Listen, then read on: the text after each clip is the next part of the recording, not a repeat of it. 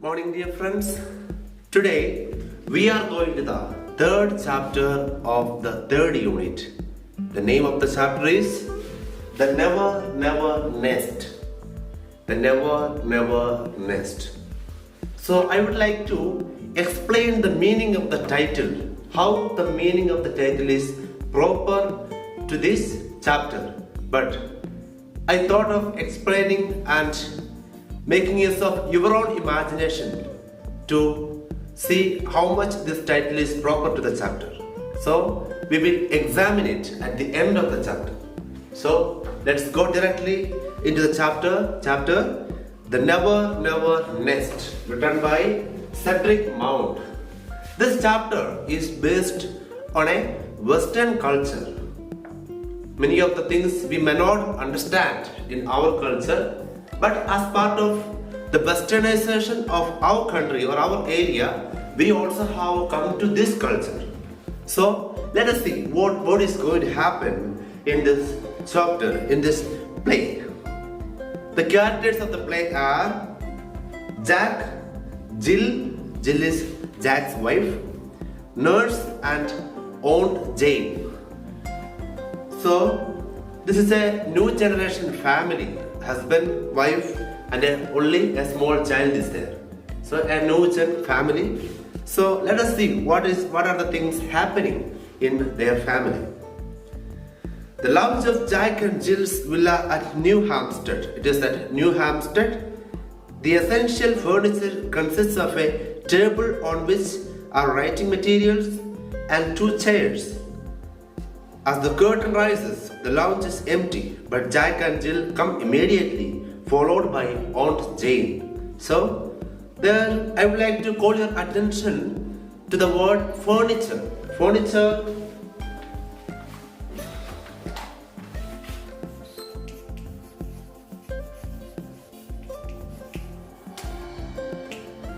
What is the plural of this word furniture? What is the plural? The plural of this word is furniture itself. We don't add s to the word furniture. Furniture itself is plural.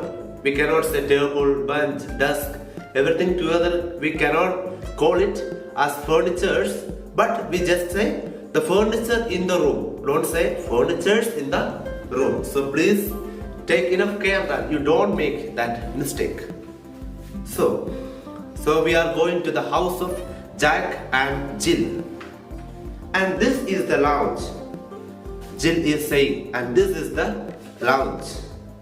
So if we were in the regular class, even we could act out this drama, because it is a very humorous drama and very easy also for you to follow.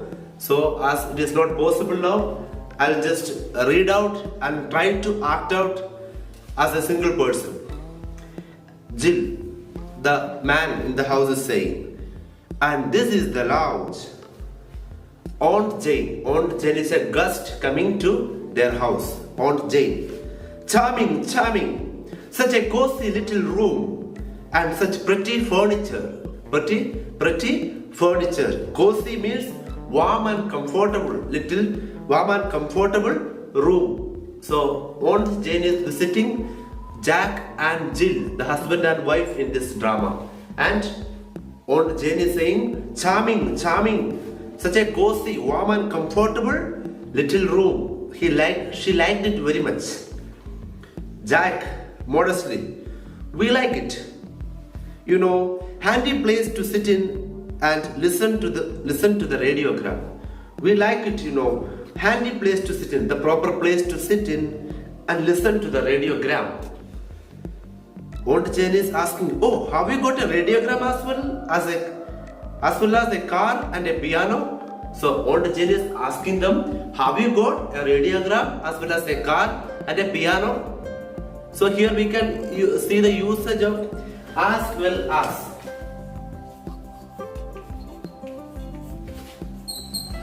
So what is the usage? Almost the similar meaning of and. So here and is also used with that. Have you got a radiogram as well as a car and a piano? So and as well as have both of them have almost similar meaning. Jack is saying, why? Of course, Aunt Jane, you simply must have a radio set nowadays. You simply must have a radio set nowadays. So we should think it as something happened before so many years. When radiogram was found, radiogram was becoming a fashion, and it was coming to all the houses. And we should understand from that TV was not a regular thing at all. Otherwise, TV would have been there. TV is not there. So it might have happened before 25 to 35 years before, when TV was not quite common and computer was not quite common. It was before, in 1980s, before 1980s. And it's so nice for me, Jill is saying, and it's so nice for me when Jack's away at business. I even make him move it to the kitchen so that I can listen to it while I cook. So Jack's wife Jill is saying, just very nice to have a radio, because she can listen to the radio while cooking. So, do you understand when I say radio? Have you listened to a radio? I think most of you might not have even listened to radio. It is almost disappearing. Radio channels, radio news, those things are, maybe if you ask your parents, many of them may know. They might have used radio many a times. But here even radios are disappearing. We have mobile and everything in that. Jack, sit down, Aunt Jane. You must be tired and we have shown you everything now. Sit down. So they are showing their hospitality to the guest. Please sit down. You must be tired now. Jill, what do you think of our little nest, Aunt Jane? The wife is asking. What do you think of our little nest?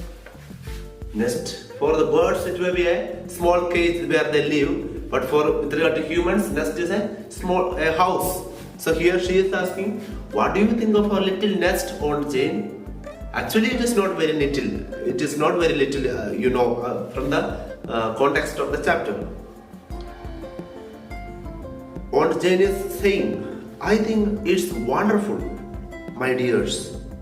The furniture and the car and the piano and the refrigerator and the radio, what's it? It's wonderful, really wonderful. Aunt Jane cannot believe that lot of things in a house where a husband and wife and a child is there, they live as if they are very rich, even though they do not earn much salary, even though they do not earn much money. So Aunt Jane is wondered what they are doing. How can they buy all these things? Jack is saying, the husband is saying, and we owe it all to you. We could buy everything only because of you. They are telling to Aunt Jane. Aunt Jane, yes Jack, that's what's worrying me. Yes Jack. Aunt is replying, yes, that's what is worrying me. Aunt Jane is not able to understand how they bought all these things. Worrying you, Aunt Jane? Worrying you? He's asking, why worrying you? Why is it all? Why are all these things worrying you? Aunt Jane, yes, that check I gave you for your wedding present. It was only 200 pounds, wasn't it? I didn't put 2000 by mistake. So that's why Aunt Jane is wondered, and why that is what is worrying her. During their marriage, Aunt Jane had given them a gift, a check of 200 pounds. And now Aunt Jane is doubting. Did I give you by mistake 2000 pounds check by mistake? She is asking, because there are a lot of things in the house. And Aunt Jane knows their life situation. They cannot buy all these things with that 200 pounds. So that's what is worrying her. Why? No, Aunt Jane. What would have made you think that? Why do you think like that? No, you gave 200 pounds only, not 2000 pounds. Aunt Jane, relieved. Oh, then I am okay. Otherwise, Aunt Jane might have lost 2000 pounds, no? So she is saying, she is relieved. Oh, the tension is over.